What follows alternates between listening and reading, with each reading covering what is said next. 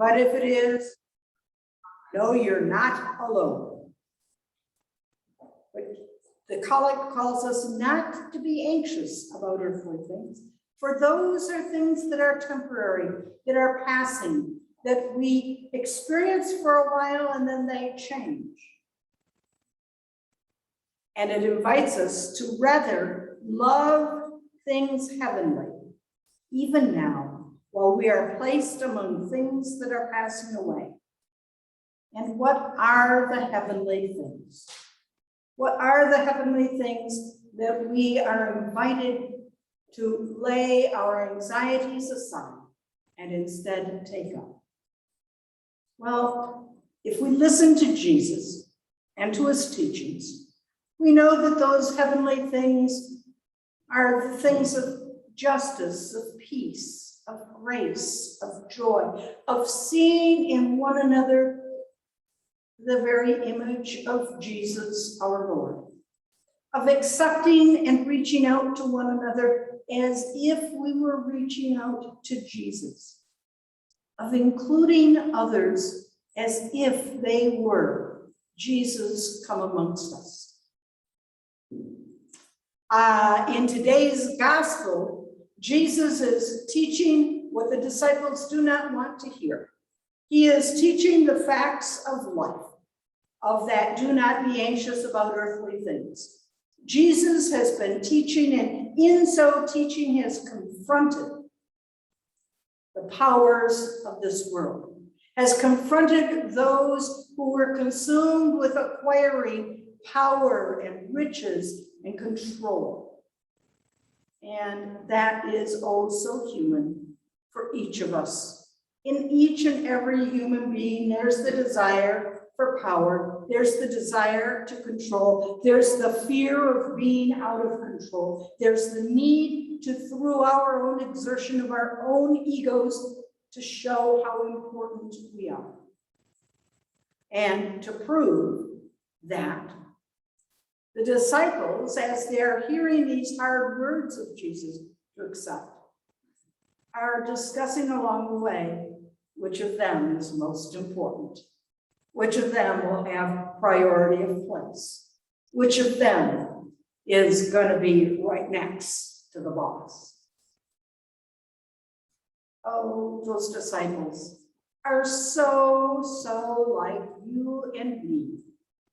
They also are consumed with the desire for importance, with the desire for power, with the desire to control their world. They do not like what Jesus is saying because it involves suffering, death, and resurrection. But they don't yet understand that resurrection. And so instead of focusing on his teaching, which is a teaching that is meant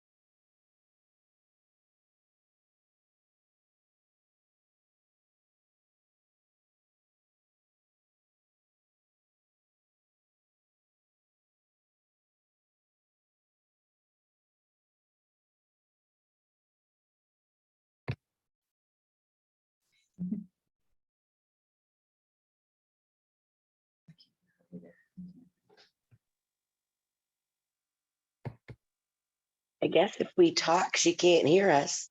Yeah, that's what I was wondering. I'm not sure because it keeps saying recording. I can't show myself because I woke up at like 3 minutes past 9. I'm like, oh boy. There That was a good night's sleep, apparently. Good, everybody. You woke up. Yeah, that's good. Yeah, at least I woke up. Oh, that's Well, I don't know what to do. I think we lost that connection pretty good. Do we try like exiting and? yeah, running back? I think we should. I think we should exit and then I'll come back again. Okay, all Do right. you think? I think it's on their end. Wait, here they come. Wait, What does it say? isn't sure. Is it the front now? There she is. Okay, never Is mind. here? Okay.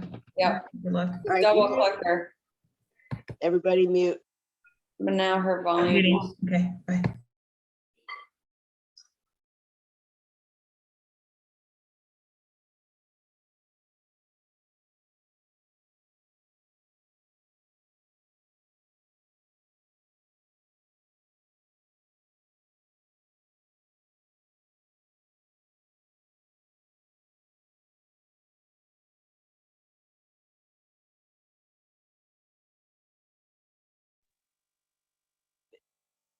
Okay, for Leslie.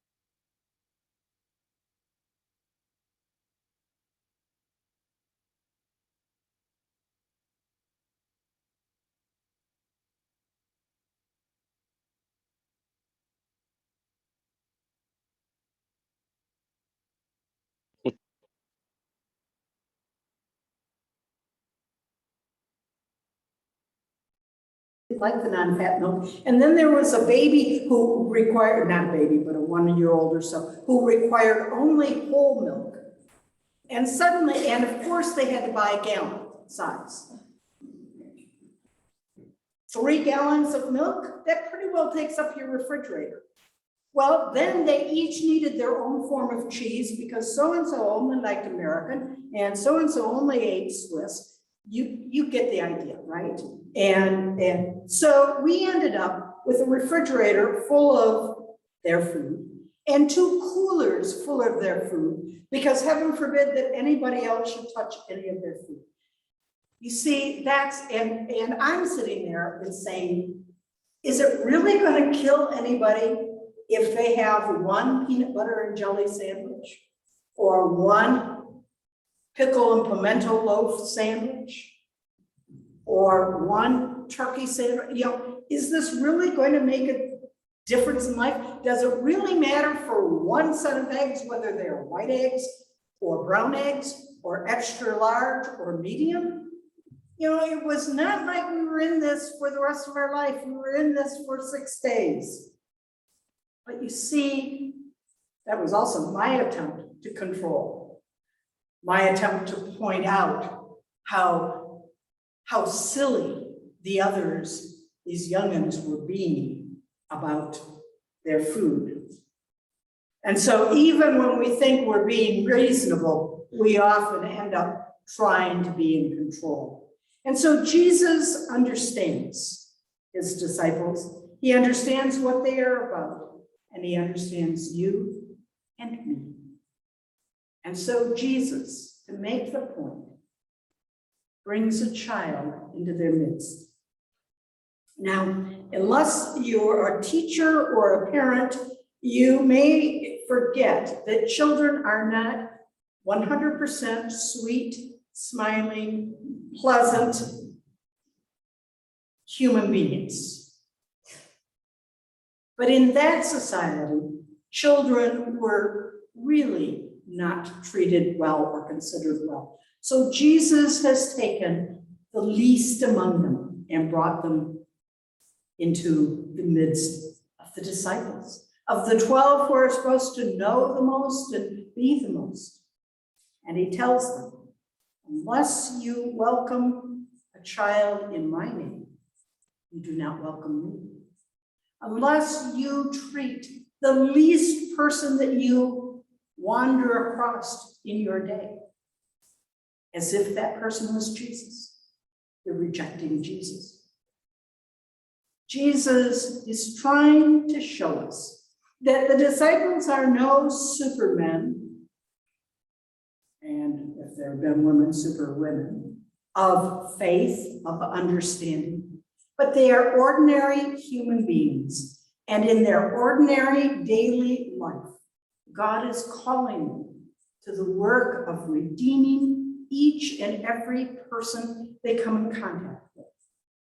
And so this week, we are invited to think every time we meet someone or pass someone by, this is an opportunity to treat that person as if they were Jesus, for they are in my midst. And wherever I see another, I see Jesus and the possibility of welcoming and serving Jesus. This week, we will begin a program called Sacred Ground. It's a video program. I encourage everybody to sign up and to let us know. The only reason you have to sign up is so we know who's coming. And because during the week, you will be sent an email with some opportunities to review or do additional reading if you would like.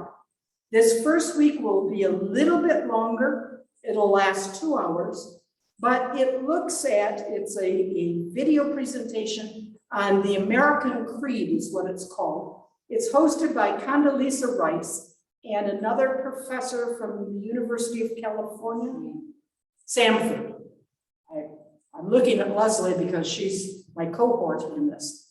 And they explore what it means to other Americans to be an American and what it means to talk about the American dream.